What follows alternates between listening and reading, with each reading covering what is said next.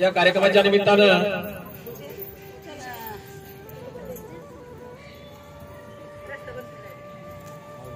ठिकाणी वेळ बराच झालेला आहे। खरं तर हा कार्यक्रम सकाळी 11 वाजेला असता तर 2, 3, 3:30, 4 वाजेपर्यंत प्रवचन झाले असते। 4 ते 5, 6, 6:30, 7 वाजेपर्यंत जेवण झाले असते आणि 8, 8:30 ला आपापल्या घरी आपण सर्वजण निघून गेलो असतो, आहे की नाही? परंतु वाहुळ परिवाराने तुम्हा सर्वांचा विचार केला। आज म्हणजे खास म्हणजे ग्रामीण भागामध्ये मतदान होतं, मतदान, आणि बरेच लोकांना मतदानासाठी जावं लागलं। काही लोक मतदानासाठी उभे होते, त्यांच्या परिवारातून काही लोक आजूबाजूचा संपूर्ण महाराष्ट्रामध्ये मराठवाड्यामध्ये फिरताना भंतीजींना आपल्यासारखे मोठमोठाले कार्यक्रम, उपासक, धार्मिक लोक, सदावाद उपासक त्यांना दिसले आणि भंतीजींनी मनोमन अशी इच्छा प्रकट केली की आम्ही महाराष्ट्रामध्येच काम करतो। आणि म्हणून भंतीजी गेल्या 1 वर्षापासून महाराष्ट्रामध्ये वास्तव्याला, मावसाळ्याला वास्तव्याला आहेत। भंतीजी लावला आवर्जून भंतीजींना या ठिकाणी निमंत्रण दिलं होतं आणि त्या निमंत्रणाचा मान सन्मान ठेवून भंतीजी या ठिकाणी या कार्यक्रमाला आवर्जून उपस्थित झालेले आहेत। तेव्हा भंतीजी ही हिंदी भाषिक आहेत। 1 वर्षापासून आमच्या सोबत असल्यामुळे आपण मराठीमध्ये काय बोलतो हे त्यांना कळते, पण त्यांना काय बोलायचं ते मराठीमध्ये ते बोलू शकत नाहीत। आणि भंतीजी अगदी थोडक्यामध्ये कमीत कमी 15-20 मिनिटं वेळ घेतील आपला। तर भंतीजी आजच्या या कार्यक्रमाच्या निमित्तानं 2 शब्द पर मार्गदर्शन करतील।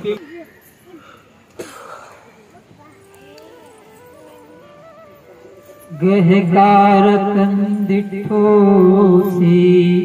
पुनगे हमन खासी सब बाते फासुका भगा गहकोटं विसंखितं विसंखार गतं चित्तं तणहानं कै मज्जगाति।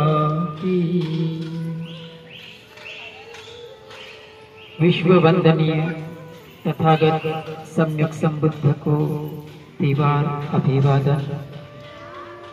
Bharat Ratna बुद्धिसत्व symbol of knowledge doctor बाबा साहब भीमराव आंबेडकर, जिनकी धम्म क्रांति को हम सब आगे बढ़ा रहे हैं। यहाँ उपस्थित सिंगारे परिवार, वावड़ परिवार, जिन्होंने 4 धम्मपुत्रों को निमंत्रित किया, और आप सब श्रद्धावान उपासक एवं उपासिकाएं हैं ही। आज के इस पावन अवसर पर छोटी सी बात करेंगे। भगवान तथागत सम्यक संबुद्धत्व की प्राप्ति हुई किस कारण से? उन्होंने ऐसा क्या पाया जिस कारण से उन्होंने सम्यक संबुद्धत्व की प्राप्ति? देखिए, मैं आपको उसी धम्मदेशना दे रहा हूं जो कि आज के अनुसंधान में है। जो नया मकान बना है उसी के अनुसंधान में छोटी सी बात। भगवान बुद्ध को सम्यक संबुद्धत्व की जो प्राप्ति थी, उसके बुद्धत्व की प्राप्ति, ये मैं नहीं कह रहा हूँ, भगवान बुद्ध कह रहे हैं। भगवान बुद्ध ने सम्यक संबुद्धत्व की प्राप्ति की, उसके पहले की गाथा, और सम्यक संबुद्धत्व की प्राप्ति की उसके बाद की गाथा। पहली गाथा जो मैं बोला, गहकार कंदिठोसी पुनगे हमन खासी। भगवान बुद्ध ने किस तरह से बुद्धत्व की प्राप्ति की थी, उसके ऊपर हम प्रकाश डाल रहे हैं। गहकार कंदिठोसी, उसका अर्थ होता है गृह। गह का अर्थ होता है गृह। पाली भाषा कोई बार बहुत आसान लगती है कि गहकार कंदिठोसी, दिठो माने दृश्य में हुआ, दृश्यमान हुआ। घर बनाने वाले, मैंने तुमको देख लिया, अब तू मेरा घर नहीं बना सकता। कौन सा घर की बात कर रहे हैं भगवान बुद्ध, और कौन घर बनाने वाला है? थोड़े से शब्दों में बहुत ही गहन बात को समझा कर यहाँ से हम चले गए। कौन सा घर की बात कर रहे हैं? मकान और घर में क्या फर्क है? मकान किसे कहते हैं? मकान कहते हैं जिसको चार दीवारी होती है, छत होती है, ईंटों से बनता है, कंक्रीट से, सीमेंट से बनता है, उसे मकान कहते हैं। 1-2 साल के तक तो क्या हो जाता है?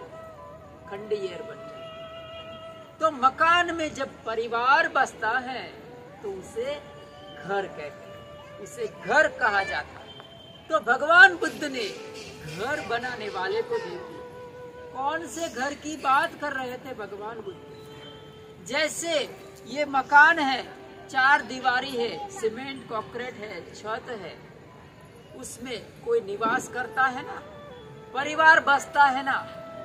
जैसे ये मकान है, वैसे ये हमारा जो शरीर है वो भी एक मकान है। भगवान बुद्ध ने ये जो शरीर का निर्माण कैसे हुआ था उसे जान लिया था।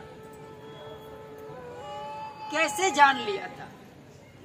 माता की कुक्षी में भगवान बुद्ध ने जान लिया था कि शिशु का निर्माण कैसे होता। गहकार कंदिठोसी, मेरा मकान अभी बन नहीं सकता, मेरा जन्म मृत्यु जरा व्याधि अभी हो नहीं सकता, ये भगवान बुद्ध ने जान लिया। तो जैसे ये मकान में कोई बसता है, वैसे ये जो 4 दीवारी है, छत है, सीमेंट कंक्रीट का मकान, कहा जाता है कि वो इतना तो दानवीर था, अनाथों का नाथ था, उसका सच्चा नाम तो सुदत्त था, लेकिन उसकी जो दान पारमी थी देने की अनाथों को, इसीलिए उसका नाम पड़ गया अनाथ पिंडक। अनाथ पिंडक भगवान बुद्ध को ऐसे घर का दान देना चाहता था। तो वो भगवान बुद्ध को पूछता है कि भगवान, मैं आपको विहार दान में देना चाहता हूँ। भगवान बुद्ध की एक शैली थी, उनकी एक सूचना देने का एक नजरिया था, एक शैली थी।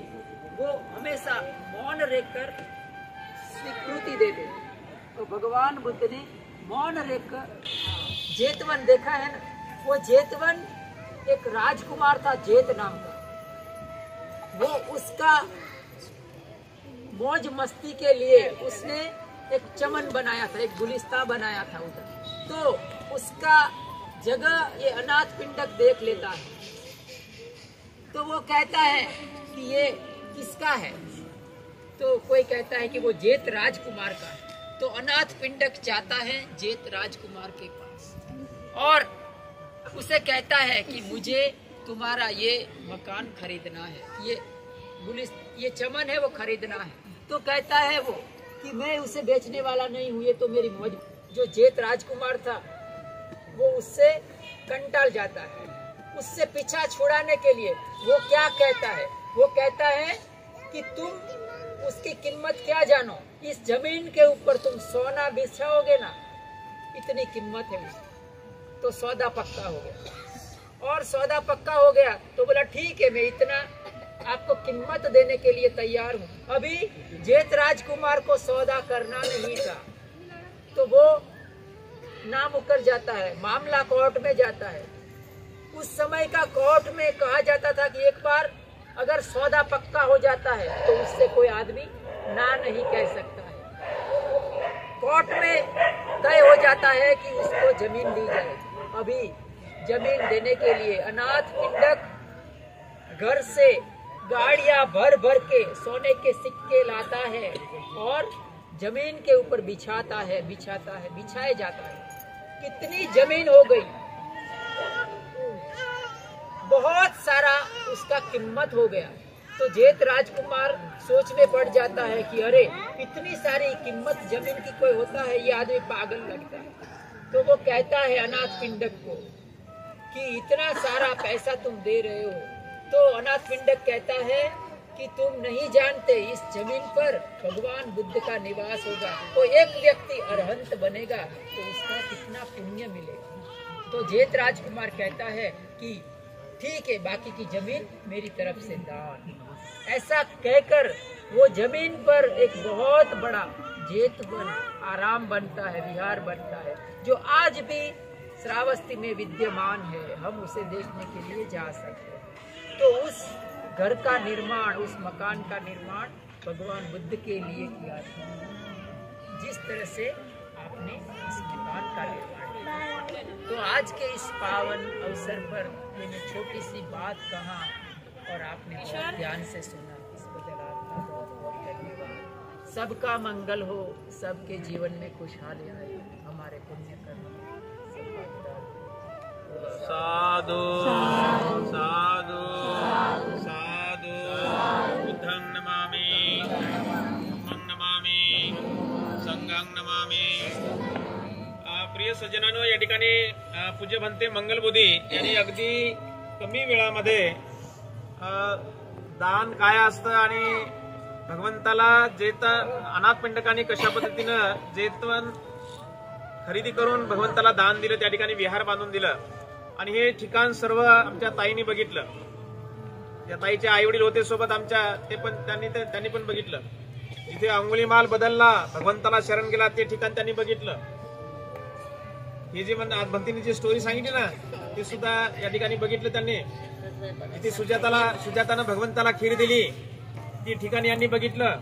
ज्या ठिकाणी भगवंतांनी 6 वर्ष खडतर अशी तपश्चर्या केली की ज्यामुळे भगवंताचं शरीर सुकून गेलं होतं, पाठ आणि पोट एक झाली होती, डोळे आणि खोल गेले होते, हे सर्व ठिकाण त्यांनी बघितलं।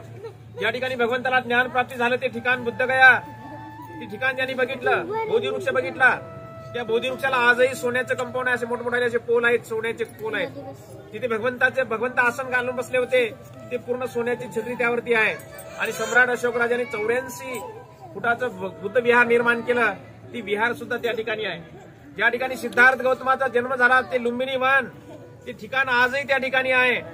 हे सर्व ठिकाणाला भेट दिलेली आहेत आणि म्हणून आपण आयुष्यामध्ये एक वेळ का होईना या सर्व ठिकाणाला आपण भेट देत चला।